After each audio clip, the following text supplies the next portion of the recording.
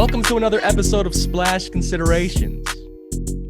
My name is Justice De Los Santos, San Francisco Giants beat reporter for the Bay Area news group, San Jose Mercury News, East Bay Times, whatever you want to call us, as long as you read, as long as you subscribe. And I'm fresh. Fresh isn't the right word. I got like 6 hours of sleep and I got home at 2 a.m. But I am theoretically fresh off of covering the Giants' three-game set in Cincinnati. They lose 2-3. And here to talk with me about it, only guy that seems to think I'm cool on this beat, John Shea from the San Francisco Standard. How you doing? Cool breeze, Mr. Hollywood. How you doing? I wish I could have recorded my reaction the very first time you called me that. I think, is that still my name in your contacts? Is that still it? I got a series of names, but in this family-oriented podcast, right? This is a family-oriented one. I don't know if the nieces occasionally tune in, so I don't know if. Good. So we won't go over the language that was recited at the ball game the last couple of days in Cincinnati. Then we won't go over what was said between the players. I think we might have to. There's gonna be a couple freakins.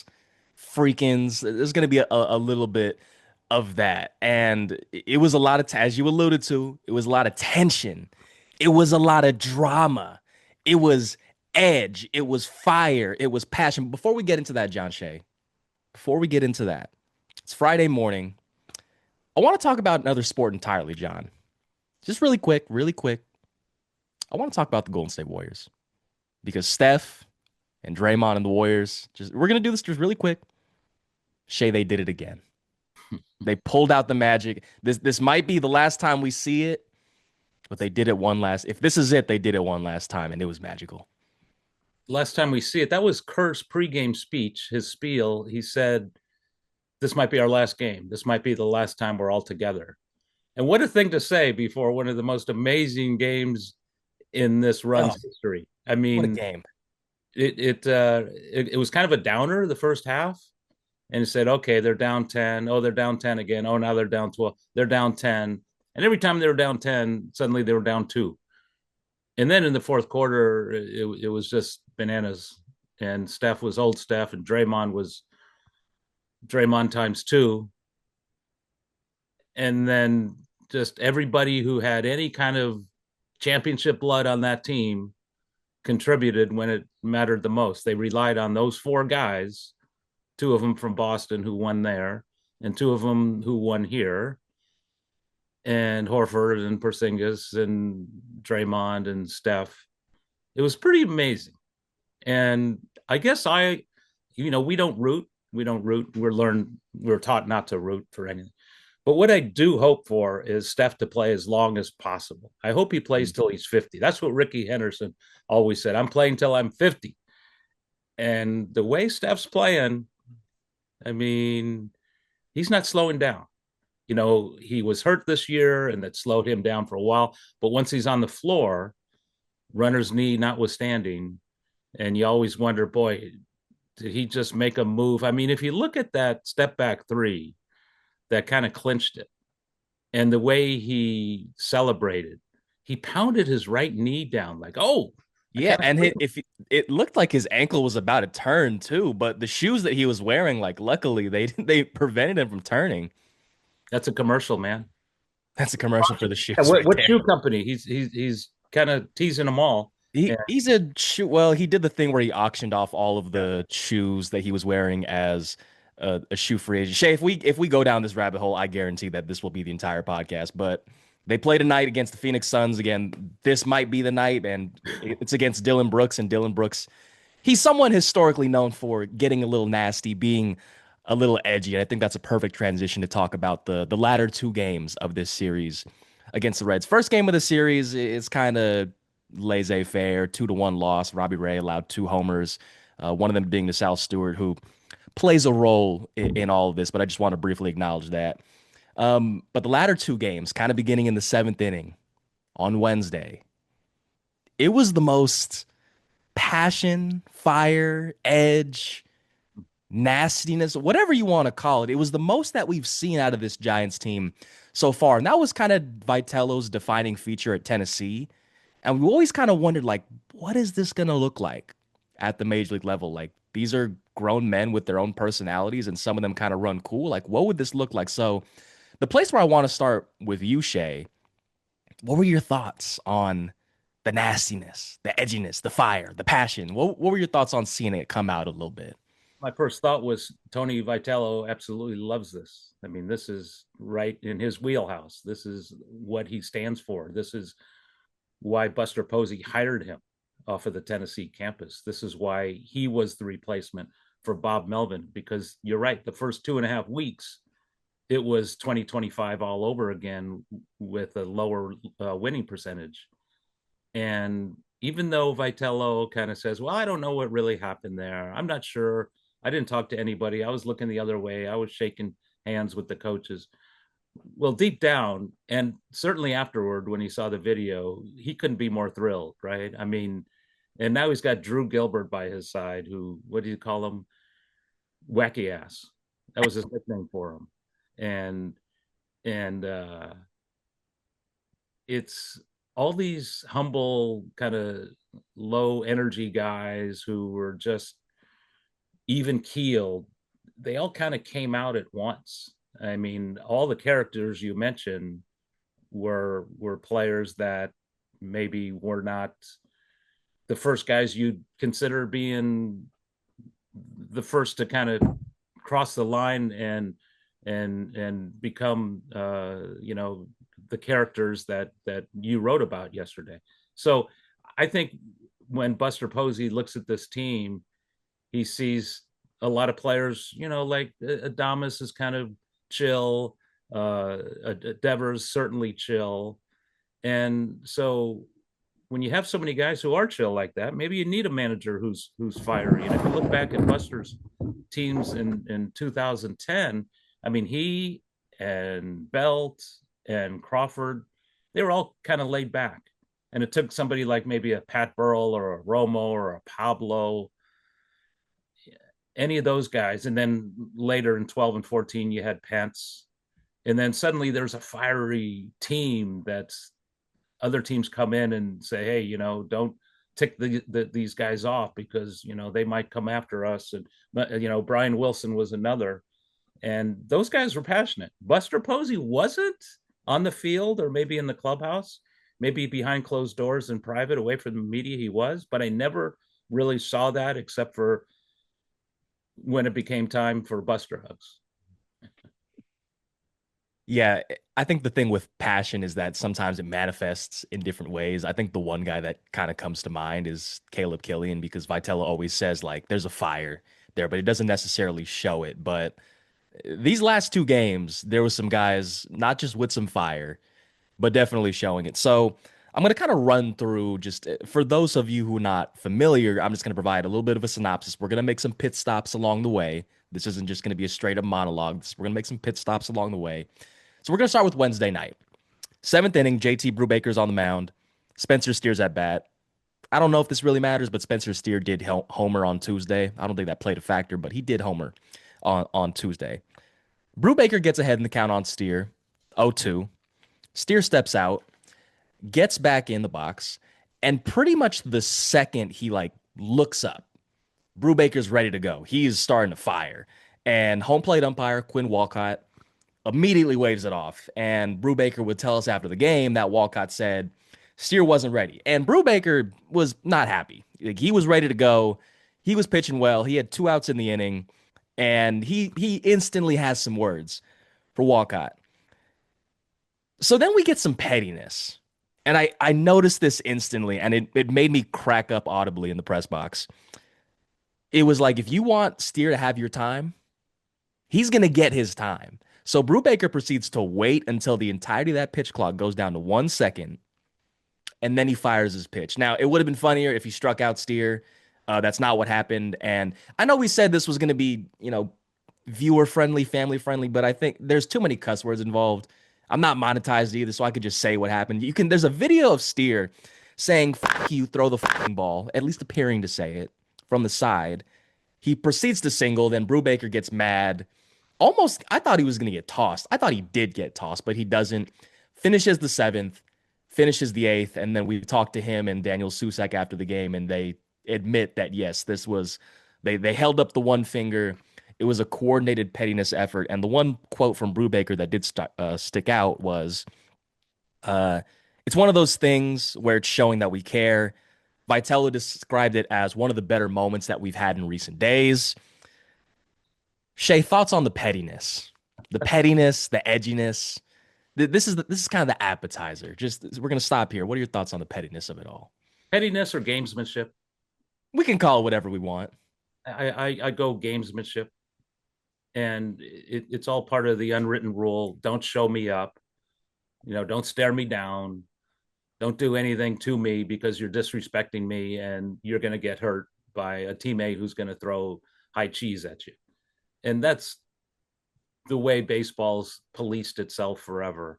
I mean, the commissioner and his band of lieutenants or the coaching staff could step in, but mostly it's players policing themselves. And that's the way it's always been.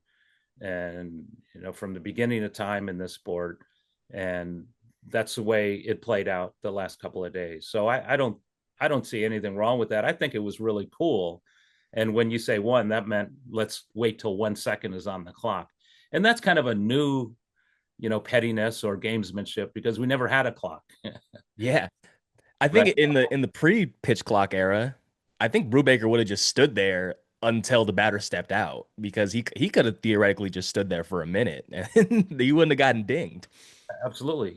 He could have called for another ball. He could have circled the mound. He could have tied his shoes. There are all kinds of stalling devices. You no longer have that. So we're kind of seeing a new level of gamesmanship. Yeah, it was just very funny to see. And I think as soon as it crossed the 5 second mark, I think I audibly said, like, is he gonna wait? Like, or I think I said, like, is he gonna take a pitch clock violation just to prove a point here? But if Wednesday night was the appetizer, then on Thursday afternoon, Shay, we got the full serving of beef. The full serving of beef. And again, we got a lot of boxes to check here. So I'm gonna try to run through this for those who didn't see it as quickly as possible. Second inning. Before you continue, the full serving of beef is fisticuffs. Is Yeah, that's fair. This is not well, bad. let's call it. There's And probably like a fancier word for what do we got? So nobody's going to be suspended. nobody's gonna be suspended. That I guess that would be the full serving. But at least as far as the shouting, Shay, I was writing this transition on the airplane last night. I thought it was a good transition, and you're breaking up my In transition. modern times, this is a Donnybrook in modern times. In modern times. There we go. So second inning, Landen Roupp's on the mound, runner on first. Steer comes to the plate, and Shay Landen Roupp does not throw his four seam fastball a lot. He's a sinker guy, a sinker curveball guy primarily. And first pitch, Landen Roupp proceeds to plunk Spencer Steer with a four seam fastball. And for those of you who are wondering, Justice, how often does Landen Roupp throw his four seam fastball? Well, in his first three starts of the year, he had only thrown five. That was his sixth. And after the game, kind of slyly smiled and said that it slipped so far in that it hit Spencer Steer right in the ribs. Spencer Steer wasn't buying it. Shay, are you buying that? That it slipped out of the hand? I mean, a four seam fastball is meant for two purposes: to go straight and to go hard. There's no break to it. It's right on target. It's the easiest way to hit a guy, drill a guy. And like you said, I think you documented that in your stories. What happened? A handful of times this year he's thrown that pitch, and you don't throw a curveball and try to hit a guy. You don't throw any kind of changeup and try to hit a guy. You throw a forcing fastball and try to hit a guy. And so players are taught at an early age, when the media come up to you and said, "Hey, was that a purpose pitch?" Nobody ever says, "Yeah, I tried to drill him." That's a suspension. Never. Never. Unless, I mean, even Roger Clemens, when he kept throwing at Piazza and then the bat broke, and then even Clemens picked up the bat and threw it at Piazza and then lied and said, I thought it was the ball. I thought the bat was really. All time great. I think it's somewhere in Joe Posnanski's baseball 100. That incident is somewhere in there. So if you ever get on politicians for lying, your local baseball heroes, are very good at it. And maybe they stretch the truth or maybe they exaggerate, but the fact is that was a purpose pitch. There was no doubt about it, but nobody can do anything about it because he didn't fess up. So he won't get suspended, he won't get fined. But that's his way of protecting a teammate. Like, Hmm. hey, dude, you disrespected my guy yesterday, so I'm going after you today. And that's just the way it is. And then um, you know, then the Reds retaliated, and you figured that was the end of it, and that's just how it's done.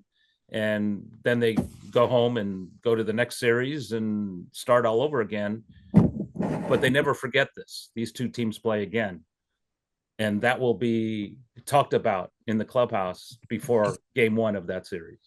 They don't play again until August, so we've got some time, but we'll kind of see how things are kind of going. So you mentioned that the Reds retaliated as well. Let's go to the top of the eighth inning, and I do want to quickly note that there was no warning issued after Roupp hit Steer. It was just play on, no warning issued. We fast forward to the top of the eighth inning. Willy Adames is at the plate. Connor Phillips is on the mound. Connor Phillips' first pitch, inside fastball. Adames has to duck out of the way, kind of shuffles the feet back. And there's this beautiful screen cap of Elliot Ramos kind of doing. I'm gonna put the microphone down real quick. He goes like, he does the soy face. I think that's the appropriate term for it. Second pitch, drills him. Mission accomplished on Connor Phillips's part. And Adames was more perturbed than angry. Kind of put the hands on the hips. Took a little while to walk to first base. Took the helmet off as he walked to first base, which is always kind of like, hey, are you gonna start some stuff? And a couple Giants spilled onto the field. But it wasn't really anything mild. Phillips got ejected again. There was no warning prior issued. Um, but he was ejected. That was that. And I personally thought that was kind of going to be it, but we're not going to stop here. We're just going to go to the finish line. We got to finish up just Don't you think it was odd he was ejected without a warning? I I mean, do think it was odd. I thought that, at that point you would have just issued a warning. right. But maybe, like you said, he came after him in consecutive pitches to begin the at bat. So it was 2 outs in the eighth inning, nobody on base, the perfect time to go after a guy. So maybe he won't do damage. You get the next guy, you're out of the inning, and your point is served. But I just thought that Francona might have put up a bigger fight. He was out there for a couple of minutes talking, but not necessarily. He wasn't Lou Piniella or Billy Martin or Dick Williams throwing Yeah. stuff around and saying, "Why do you throw out my guy?" He's probably going to take him out anyway. Maybe that was the reason.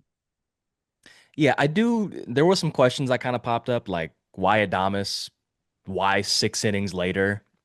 Maybe it was the fact that they were trailing 3-0. Like again, if we had truth serum and we could give it to Connor Phillips or even Landen Roupp as well, I think we'd get better answers. But unfortunately, we do Got not all have the that answers to our here, man. disposal. We do got all the answers here. So Shea, let's go to the main event. These were the what's the term in boxing? The lead up to them. This is the title card. I Yeah, think those were that the is prelims. those were the prelims. This is the title card right here. So Erik Miller enters bottom of the ninth inning for a chance to record the first save of his career. Walks a guy, but proceeds to strike out three batters, the last being Sal Stewart, who, side note, homered 3 times in the first 2 games, including two 3-run homers against Tyler Mahle on Wednesday. Punches out Sal Stewart, 98-mile-an-hour sinker, and yells, and you can even hear it on the hot mic. And again, this is if you got children, you might want to cover their ears for a second, but you can hear him yell, "Sit the down," very audibly. And he doesn't really yell it at anyone in particular. It's just he's a closer. He just recorded a save. There's a lot of emotion. And he's walking towards the catcher because, that's what happens when a game is over. And Sal Stewart gets mad. Then Erik Miller. I think the one I'm going to stop actually right here. I think one thing that people need to know about Erik Miller is he is a very soft-spoken guy. He's very soft spoken. Like you got to put the recorder like really close to pick up everything that he's saying. And he proceeds to tell Sal Stewart, "Fuck you, sit the fuck down." And then if you're a visual, if you're watching this, this is going to be the best way to do this. He proceeds to like point at every single member of the Reds saying, "Fuck you, fuck you, fuck you, sit down." And that was pretty much like it was just an amazing moment. It's kind of like the Shaq. I didn't know you had that in you. I didn't know Eric Miller had that in him. And again, that was kind of the extent of it. Like there was no pushing, no shoving.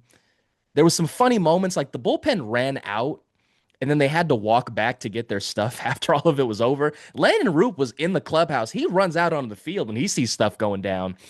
Bench is clear. The game is over. Like there's no one. I don't think anyone's gonna get suspended for that. It's just a baseball moment. Something always happens, as you know, in Cincinnati. It's something about that city and those two teams. But that was kind of the cherry on top of these 2 days of edginess, fire, passion, and Shea. I think you feel the same way. You kind of alluded to it, but I kind of love it. I kind of love it with this team for this specific team. For a team that's been so flat, and to come out and show energy and passion and drive and competitiveness, that's the perfect way to finish the series and fly into Washington.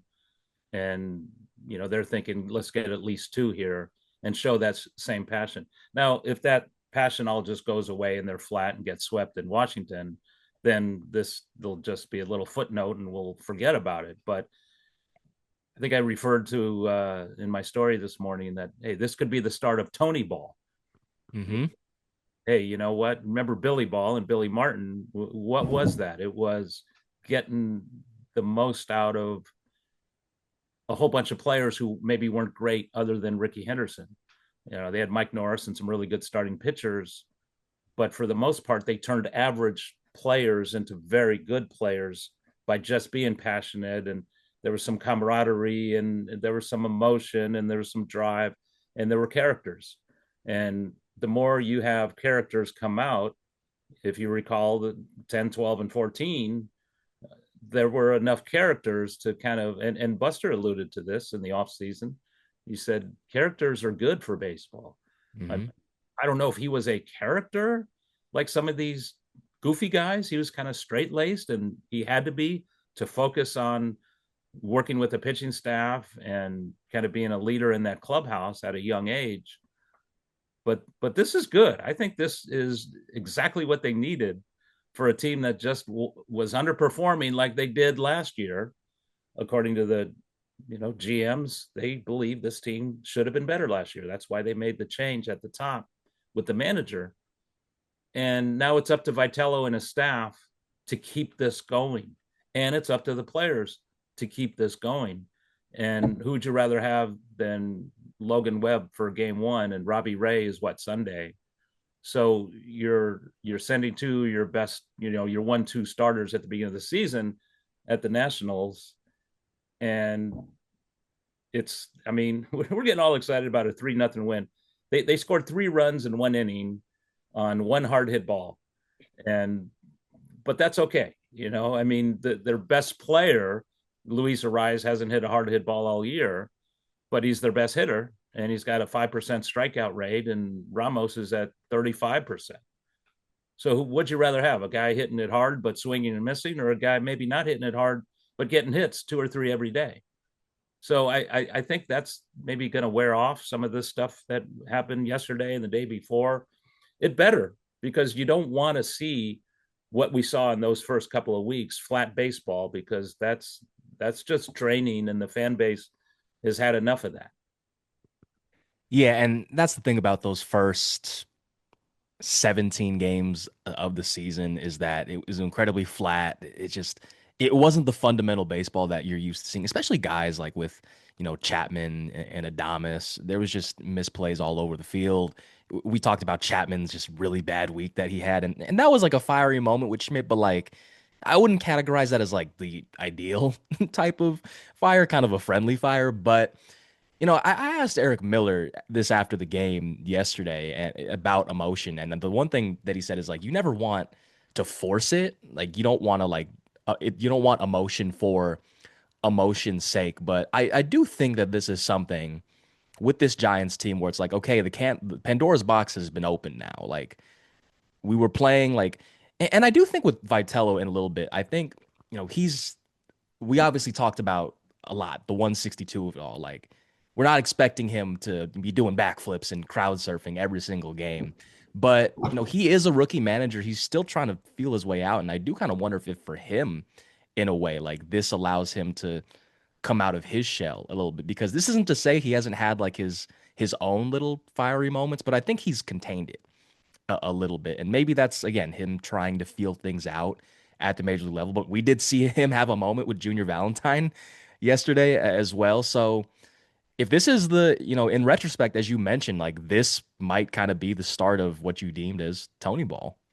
And I don't think this season is over. A lot of people are gloom and doom. You don't And think the season's over on April, what is today? April 17th, Shay? You don't think it's over? what I've read by some people, not yourself or myself, but what I hear on the radio, what fans are saying on social media, it's like, fire this guy, fire that. And I'm thinking, oh my God, really? There was a team in the early 2000s that started 6-14 and they won the World Series and they beat the Giants in 7 games. I was gonna say it was Out the two Angels, right? 6-14. What are the Giants now? they are 7-12. Yeah. So that's a little better than those Angels back then. And that was a good team, but still, nobody anticipated when they were 6-14 that they'd go on and win a 7-game World Series over the Giants, both wild card teams, by the way. And that's what the Giants are looking at. If you look at the standings in the National League, I think 3 teams are 3 games or more than 3 games over 500, and everybody else is within 3 games or below. So I mean, a real good week. If you look at the other league, I think the A's are tied for first place and are 1 game over 500. And there are a lot of very 500 teams so far. So hardly anybody has, the Dodgers are going to win the division. Okay, so now there's 3 wild card teams, and the Padres and Diamondbacks are off to good starts. And here we're looking at the standings in mid April, but only because there is a lot of pessimism so far with this manager, and it's certainly not his fault. It's not like he's been given a lot of leads and he's thrown the wrong relievers out there, and he has mixed up the lineup quite a bit. And they finally have a couple of lefties up from AAA, so it's a more balanced roster. But yeah, I think it's too early to give up and tank. Like You I'm don't here. think It's you like don't what think the Giants are gonna blow it all up on April 17th, John? 19 games into the season. 12% into the season. It's over. Let's give up.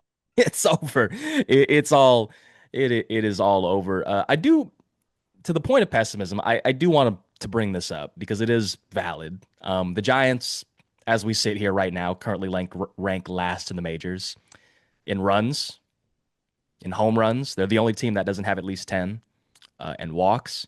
Wrote about this the other day about how they're making a lot of Stolen bases and run stolen differential. stolen bases too. It's a lot of categories you don't want to be leading or be at the bottom of. I wrote about this the other day. I'm just going to touch on this really quickly. Is that they've been making a lot of contact, but not necessarily like good contact. And like with someone like Arise, like you can get away with the soft contact, but Rafi Devers and Matt Chapman and Willy Adames and Elliot Ramos, those guys need to make hard contact. So I'll link to that down below. You did mention the outfielders that they brought up from AAA. They hit from the left side, John Shea. Yes. And this was something that was talked about from the second that they set their opening day roster, the all right-handed bench. And now they've got some diversity. So for those of you who need some names, Harrison Bader and Jared Oliva both hit the 10-day injured list. Harrison Bader, it's the lingering hamstring issue that he's had dating back to spring training. With Oliva, kind of a freak thing. It was in his second or third at bat on Tuesday, where it was a left hamate fracture that's going to put him out for a couple of weeks. Probably going to have to go. I assume he's going to have to go under the knife to recover from that. So it's going to be a while until we see Jared Oliva again. Bader said he wants some at bats at AAA just for his own sanity, because when he suffered the hamstring ailment initially, he was at the very end of spring training, and then he had like one exhibition against Sultanis. And then it's like go face Max Fried and Cam Schlittler and all these really good pitchers. So we're probably not going to see him for a bit. So in the corresponding move, we get Will Brennan and Drew Gilbert, pair of left-handed hitters. Drew Gilbert got both starts in center field. Will Brennan got both starts in left field over Elliot Ramos, back-to-back off days for Elliot Ramos. Kind of curious to see what that dynamic is going to be like going forward. But Shea, this kind of feels like it was really overdue. I know it wasn't the ideal circumstances. Like they probably didn't, write up a couple of injuries happening for this to happen, but it feels way overdue for this team to get some diversity on its bench and to give Vitello more options to kind of plug and play, especially in late game situations. I think going in, the front office and coaching staff figured, well, we don't need a lot of pinch hitters because who are you going to pinch hit for? We have 8, 9 guys out there who are regulars who have track records, and you're not going to hit for Chapman or Adames or Devers, and Bailey gives you the defense, and he's a switch hitter, so he's supposedly got the platoon advantage. However, when you don't start well and then you look for a pinch hitter for, say, a Bader or a Ramos because they're not lighting it up, there's nobody on the bench. There's nobody on the bench who could come in and be that left-handed bat against a tough righty late in the game. So they hit for themselves and they lost games. And the only one time they did have a left-hander on the bench is when Jung Hoo Lee took the day off and he came off the bench to pinch hit. And we're all, whoa. And he drove in a run, sacrifice flies. So it proves that it could work. How it works. Yeah. And now there's a lot more balance, but I thought they might have sent out Oliva anyway, and maybe DFA Gerard just to get those extra guys up. And Jesus Rodriguez was another option, though he hits from the right side. So this made a whole lot of sense. Bring up a couple lefties, throw them in the lineup, and see where you go. And I imagine they're going to get some more starts. What do you do with Elliot Ramos? Maybe you sit him down for another day or two. Maybe you throw him in the lineup and see if he can just kind of come out of his shell. But it's kind of weird. Right away, they're giving these two left-handed outfielders at bats in consecutive games, but we haven't seen that with Daniel Susac. You want to get into Susac now? You want to transition? I mean, I think that was probably the lead. It's a lead on everybody else's mind. And, you sort of wonder, well, why don't they just play him more? Like a lot more. Well, Bailey's fantastic defensively. He had a great September offensively. They figured the momentum of all of that would kind of morph into this season. It hasn't happened. And now you have Susac getting 2 hits every start. And I said, okay, why don't you ride the hot hand until it's no longer hot, and then let Bailey work in the cage with the hitting coaches for 2, 3, 4 days and go from there. It hasn't happened. It might start to happen. Might start to happen. It might start to happen. And yeah, Shane and I had talked about this on the last podcast that we felt it was a little premature after Susac had like 2 nice games and the fact that Patrick Bailey has 2 gold gloves. But, again, it's just getting more difficult to look past the fact that Bailey, through 50 plate appearances, has a 308 OPS. That's not on base percentage or slugging percentage. That's OPS, which if he was qualified, that would be the lowest in the majors. And Susac is 9 for 16. It's such a small sample size. He's not going to have a 1338 OPS unless he's just the catching version of Barry Bonds. But we did see him get his first start against a right-handed pitcher on Wednesday, 2 more hits, 2 more RBIs, and Bailey metrically is still an elite defender. You can't just completely overlook everything he's done over the last 2.5 years, dating back to 2023. But if this offense was clicking, I don't think this is as much of a conversation. But like I mentioned, last in runs, last in homers, last in walks, last in run differential. And you can't just kind of allow these at-bats from Bailey as of right now, which have been pretty empty. You got to change something. And so we might see more of a every other day situation. I think that Bailey might be on the behind the plate today for Logan Webb. And Susac, he's caught Robbie Ray a couple of times, so that's Sunday. So kind of interested to see where that Saturday kind of goes. Like, do we see Bailey? Do we see Susac? And, it's kind of going to be this revolving question over the next couple days and weeks. And right, why not start them 2 out of 3 every series? Though you have the Dodgers coming up after that at home, and it's not like it's too big of a moment for Susac. I mean, he's been in baseball his whole life. He's been in the Giants clubhouse when his older brother celebrated, the winning the pennant in 2014. He remembers being there for the Ishikawa game. So he's hit everywhere he's been in the minors. He's pretty refined defensively. He might not be Bailey, but he's certainly at least average from the minimum of times we've seen him. I don't know if you agree with that, but I Hell think of an arm, too. Hell of an arm. a good arm. He has ABS awareness, and you're right. He's 9 for 16, and he just seems to barrel up balls. He gets the barrel on it, and it's not always hard hit, but he finds holes, and he's definitely good at what he does. So why not? If this lineup is not going to wow you 1 through 9, you've got to make little changes along the way. And it's not like Bailey is a silver slugger and has had a whole lot of track record hitting 300 anywhere. So it would make a lot of sense. You're right. Susac has worked well with Ray, so he goes Sunday. You're right about Bailey probably starting tomorrow. um no, the opener of the Washington series tonight, and then it's Saturday. And shoot, I would throw Susac out there. Why not?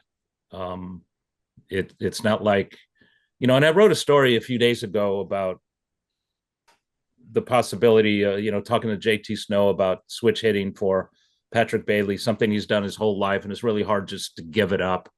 And he didn't do it this offseason. He spoke about it late last season, spoke about it in spring training, said, no, emphatically, I'm going to continue this.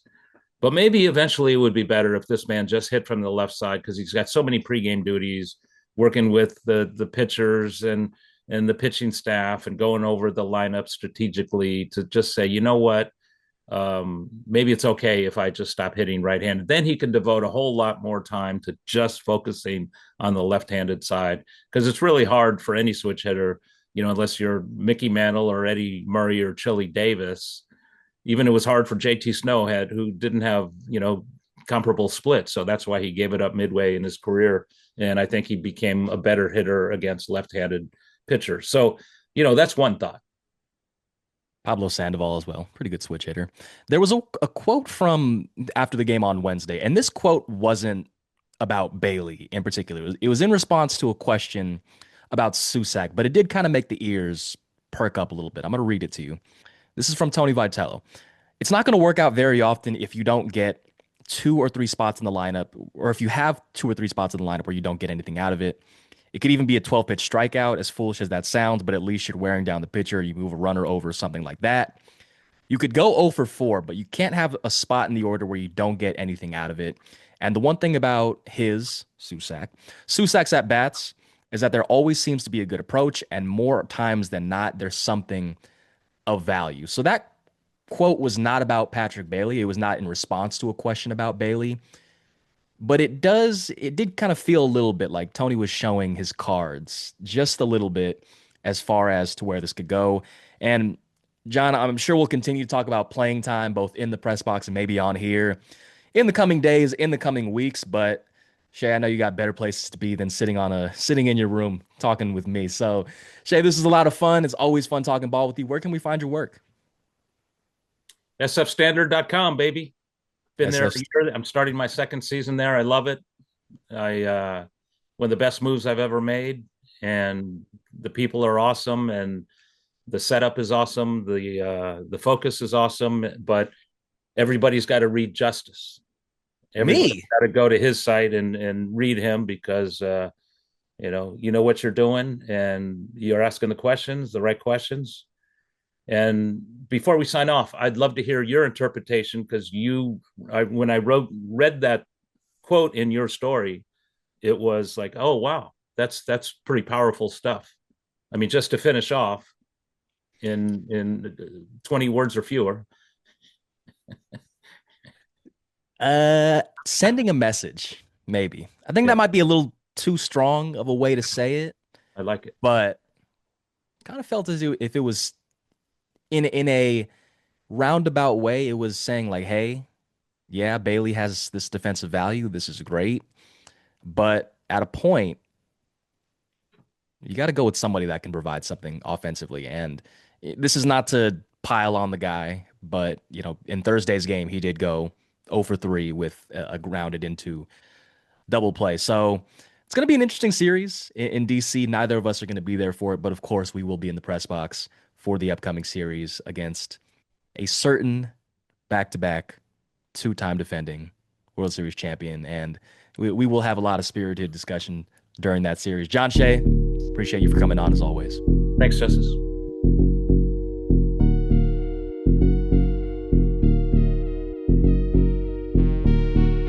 And here to preview the Giants' upcoming series against the Washington Nationals, I'm now joined by a sports enterprise and features reporter for the Baltimore Banner, and also someone who knowingly, or unknowingly rather, let me crash on his couch while I had COVID. Andrew Golden, welcome to the show. If I had known, I don't know if I would have let you I crash on want my to couch, but hey, emphasize, I want to emphasize the unknowingly because I didn't even know I had COVID either. Should we provide the people with some context before we yeah, get into the go for actual it. show? Yeah. So it was 2023. It was AAJA, Asian American Journalism Association. They were having a conference in DC.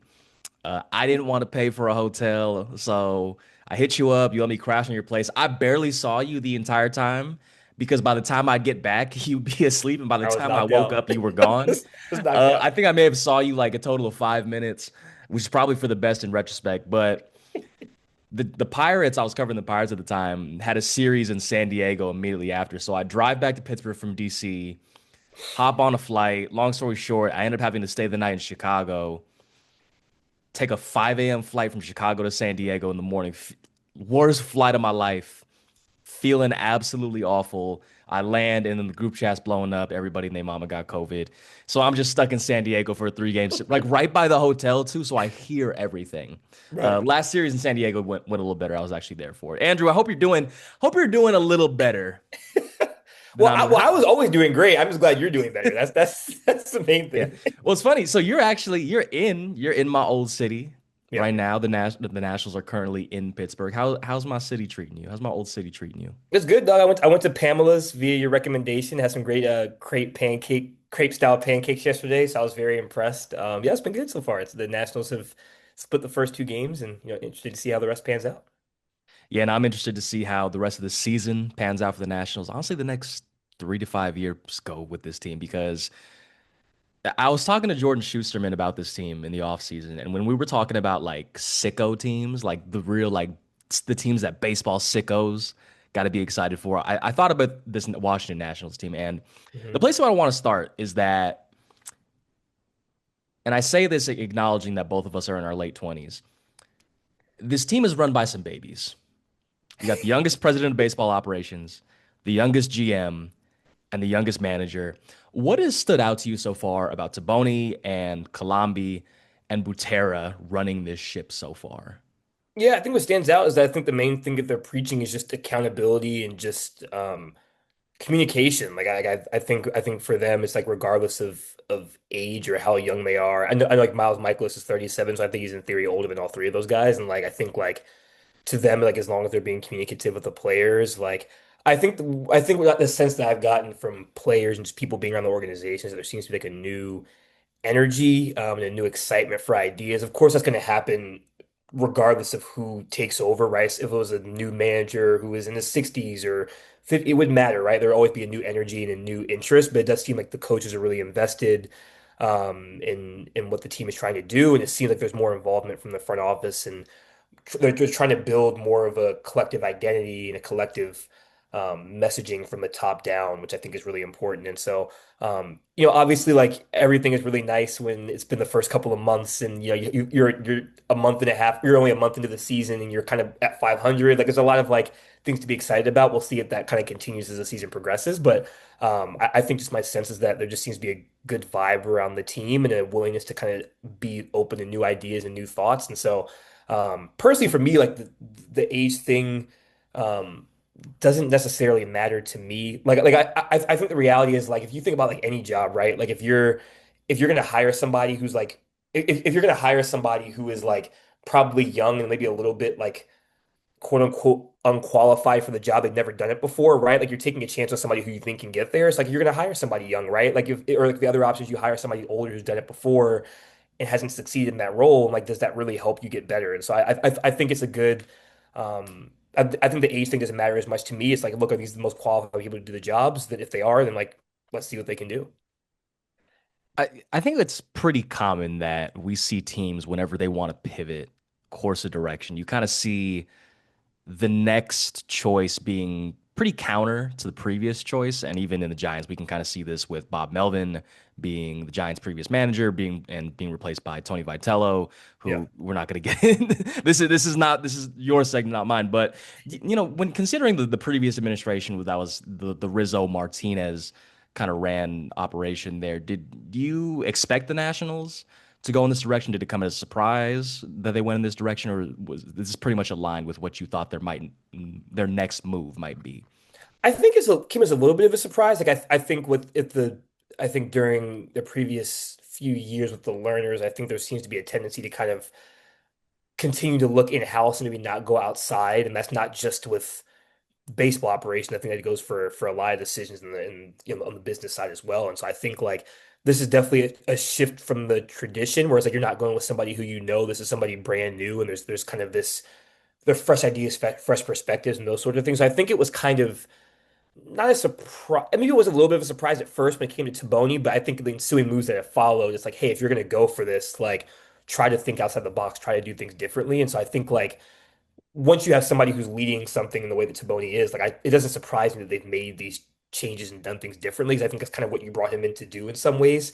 But it definitely is definitely a shift from where it was before. But I think the surprise maybe came in like the Warriors didn't hire somebody who, you know, was internal or somebody that was like, you know, had previously been with the organization. It was like we're going to start fresh, and I think it's probably going to be a good thing for them in the long term. I want to isolate to Butera for a moment. We might get into this in a second, but I just want to highlight the fact that he had his team lay down 3 bunts against the Milwaukee Brewers, and they all three of them worked. That's maybe we talk about that in a second. But in the time Yeah. that you've had to be around him, he's obviously the youngest manager in baseball. He's 33.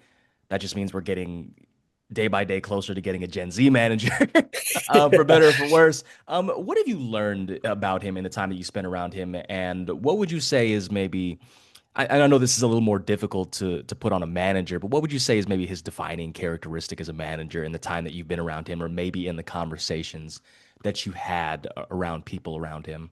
Yeah, you know, I think I've only been around him for a couple of weeks, but I would say just one thing that stands out is like he just seems very intentional about being involved, like being in the mix, and obviously delegating his responsibilities to other people, like the pitching coaches, the hitting coaches would need be, but just like even like in taking, you know, whenever they're doing on-field work or batting practice, like it's pretty common for him to be out there like taking ground balls to shortstop with CJ Abrams and talking to him, or like being at first base and like fielding PFPs and throwing them to pitchers, like whatever. Like that's something you typically see a manager do. Just like, you know, just out there actually pretending as if he was like the bench coach or like the field coordinator or whatever. Like, you know what I mean? Like typically like the manager isn't the one in the mix typically. And so that's just something that's kind of stood out to me, or I thought was kind of unique is like Blake is like really heavily involved in like you know, CJ takes a ground ball, they're talking, and he's right there with his glove and he's throwing, like he's throwing batting practice, which maybe isn't as uncommon, but just in the sense of like those are typically things that you delegate to your assistants, and he's like, I'm gonna be in the mix. And so that's like a small detail. Like I can't say I necessarily know what the defining characteristic yet is of him yet, just having only been around him for a couple of weeks. But I do think that like that is something where I remember seeing that and being like, like that's not something that I've seen before, which was kind of a cool thing. Don't tell that to Tony Vitello. Oh, he does it That too? man loves to swing the fungo.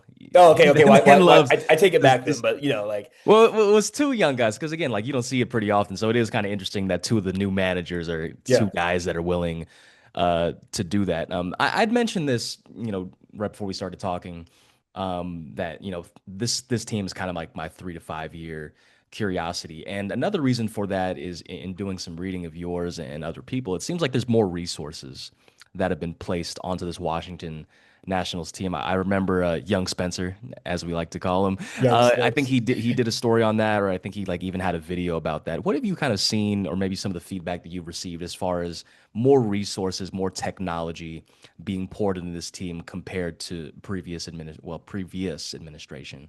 Yeah, I think there's a lot more technology involved in terms of decision making, in terms of game planning, and maybe how that shows up. I think obviously the biggest one is Traject. They obviously have three Traject machines, which was a big thing they did not have in years prior, and they got them this offseason. But I think you're even just seeing it in like little things that they're doing differently in terms of like having hitters do homework and having them research opposing pitchers and pitchers research their themselves through true media and having access to those accounts. I think Spencer wrote about that. I think stuff like that. I think it's just making the information more available. It's not like all these guys have just become robots suddenly. They still have to go out there and pitch. I think that's like the one of the recurring things. They're like, hey, like we're not saying we're like all this technology is gonna like we're gonna use that and make every decision based off of that, but it's giving us an understanding of what makes us good. I think what the biggest difference is like they're using the technology and the information gathered from that technology to explain to players, here's what you're effective at, here's what you're good at, here's how we maximize that. And so that to me seems like the biggest difference is that they just seem to be using it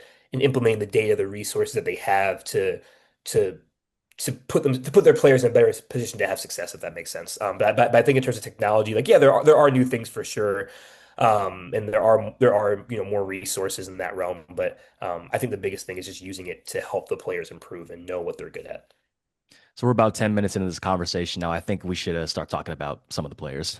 Sure, we can do Because there's that. a couple of Yeah, players on this Washington seems Nationals team important. that I'm very infatuated by, and I'm not going to go with a sicko pick here. I'm just going to go with James Wood. He's obviously gotten off to a hot start this season, 972 OPS, 5 homers since the calendar flipped over to April in particular, 326 batting average, 674 slugging percentage, and he's already been an all-star. I think the talent is undeniable, and it is small sample size. Yeah, like a lot of guys can get off the hot starts, but when you see the quality of his plate appearances, when you see the quality of contact he's making, it just feels like he is continuing to evolve as a player and is turning into not just one of the best young players in baseball, but just one of the best players, period. Yeah, I mean, I think like the big thing is the first week he kind of really struggled. It was like, oh my gosh, like is James Wood gonna like is he struggling? Is he gonna be struggling like he did last year? And then like last week he's NL Player of the Week, right? And so um I think the biggest thing for James coming into the year was like how can he limit his swing and miss? Not that like I mean, good players swing and miss. That's not like a bad thing per se, but how do you maybe kind of shrink some of those swings and misses to put more balls in play to generate more singles? How do you put yourself in a better position to have more success, even in those slumps to even like have, your slumps instead of hitting 100, you're just hitting 200, right? Other ways to like raise the floor of even your slumps. And so I think James is going to be an incredible player. Like I have no doubt. Like he hit 30 homers and 90 RBIs last year. I think like it's really funny. Like he had a really tough second half after the All-Star break, and I think it was like, oh my gosh, James Wood is like falling apart. Like he still hit 30 homers and had 93 RBIs. Like it's not like act like he had some like horrible year. Like he had a really, really good year. I just think he's like learning. It's a second full season. He's only 23, right? It's like he's young still. He's a lot to figure out, right? And I think he's just like, I think what you're seeing is just him kind of learning how pitchers are going to approach him, how he wants to approach them. I think he's just kind of figuring things out at the big league level when you're just watching him figure it out. So I think you could easily see him have another slump and then have him have another really successful stretch. Like I think it's just like any other young player. Like it's there's just growing pains and there's just learning curves, right? Like CJ Abrams went through the same thing, and now CJ's having a great start to his year. Obviously, he has a good start every April. That for him, it's like, can you sustain it? But I think James has the potential to be like a superstar type talent. Like I don't think it's a question that he will be that kind of player. I think it's just a matter of just being patient and letting him figure things out. But just his ability just to control the strike zone, like when he's really going good, like he kind of knows that you can't beat him. Like he's gonna watch a fastball travel as long as he needs to, can adjust for the breaking ball. He hits everything in the opposite field because he has so much power, like which is so rare for a big league player. And so I think like I think he's just such a different type of player that people probably haven't seen before.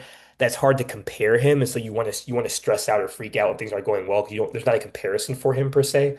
But I think what he does is really unique, and I think he's only going to get better from here. I do want to mention someone that Giants fans probably aren't going to see during this upcoming 3 game set, and that's Dylan Cruz, obviously the number 2 Yeah, overall pick in the 2023 draft, right behind his former teammate at LSU, Paul Skeens. I think it's pretty good player, I've heard. Paul Skeens. pretty good player. I Yeah. think it's easy to forget now that time has passed, but there was a time when Cruz was being considered for that number 1 overall pick before Skeens like really Mhm. took that mantle.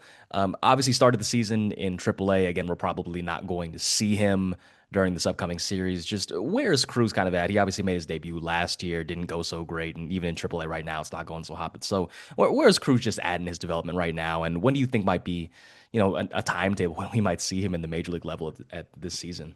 Yeah, I think the timetable, like, I think the main thing for Dylan, and I felt this when he got called up initially in 2024, is that like he kind of got rushed to the major leagues, I think, in some ways. Like he never really dominated in the minor leagues. Like he had success, but he didn't necessarily show like a strong, like, he didn't have a strong grasp of like the strike zone and like and spin and break and those sorts of things. When he got to the big leagues, it just was a little bit of a adjustment period for him and he struggled, right? So like I want to make it clear, like I don't think that like Dylan is like done for, like he's a bust. Like I think that's a little bit overblown. Like I think he just maybe just got rushed to the big leagues and he just needs some time. I think what's happening now is like he's probably getting the developmental time in the minor leagues right now that he probably needed maybe a year ago. But it's just the way that it happened is maybe a bad look. But I think the difference is like this new regime is not tied to like we drafted this guy, we got to get him here so we can like prove that this rebuild is going to work. They're like, look, like we want to make sure that we're going to do this right. And so in terms of when we'll see him, like maybe like June-ish, maybe that seems like a good estimate guess. Like I think he just needs to figure some things out, work through some things. But I think like if it goes past June, he's still not there. Like I wouldn't take it as like the oh, it's failing. I think it's just oh, he's just working through some things. Like I think he probably was just rushed early in his career to the big leagues. And I think maybe that's probably why he struggled. And I think it's maybe good to see him go down there and try to test some things out because he really struggled in the spring. I think maybe it was a bit of a surprise that they actually made the move, but I think it kind of shows that the Nationals really prioritizing development, no matter how high of a pedigree you had. And I think it was the right move. Andrew, the question that I want to leave you with as we wrap up here, and I pose this question to every beat reporter that I have on here. Who's your biggest curiosity for the 2026 season? The player with whom, you're very interested to see how things go, the player with whom you're most curious, not necessarily who you think is going to be the best, the worst. Who are you most curious about? Yeah, this is a tough one. I've been even so we talked about this before we started recording this, and I had an idea. I was thinking about it as we were talking. I said maybe I'll flip it, but I am going to stick with Seaver King. He was the Nationals' first round pick in 2024. Debuted last year and really struggled or debuted obviously he got a taste of the minor leagues in 2024, but in his first full season last year, struggled early on. There was just some back and forth in the organization maybe about how to approach his development, some swing changes, different things of that nature. Regardless, like Arizona Fall League this year, he finally puts it all together and just has an amazing Arizona Fall League. And so far, like he's had a pretty good start to the season. The biggest thing with him is like it's just plate discipline. Like that's what I think. Like not chasing, like um, figuring out what are the best pitches for him to swing at, and then taking advantage of those. And so far, like I think it's a sample size of 10 games. He's already walked. I'm looking at this like 13 times, which is to me is a really good size. Obviously, a 10 game small sample size, but the fact that he's being more selective. Is not going outside the strike zone. Like he has a 281 average, but has a 469 OBP. So like that, you'll take that every day of the week, right? And so that's a guy I'm interested in. Just like what is the organizational philosophy for him? Is there more of a collective message across the organization in terms of what is the game plan for his development and how does he maximize that? And so I'm excited to see what he can do this year. I think that the group that drafted him was very high on him when it happened. That was led by Danny Haas, who is now with the Orioles. But he was they were very excited about what Seaver could do, and I think he struggled a little bit last year. But I think that like there's a reason they were high on him to begin with, and I think he's starting to show why they valued him really highly. Andrew, this was a lot of fun. I appreciate you for taking the time. Where can folks find your work? At the BaltimoreBanner.com. I don't know what the slash Andrew Golden. I'm not exactly sure what it is. I probably should figure that out. And it's obviously a little bit new. It's my first month or two here, so I'm still trying to figure it out. But yeah, you can find me on Twitter, Andrew C. Golden. I'm on Blue Sky. I forget what my name is, but probably the same thing.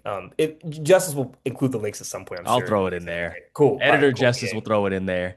But Andrew, my guy, I appreciate you taking the time. We are several hundred miles away from each other, so no chance of unknowingly unknowingly crashing in your place in without COVID this time. And this is a lot of fun. I'll see you down the road, and thank you for coming on. Appreciate you having me, Doug. Appreciate it.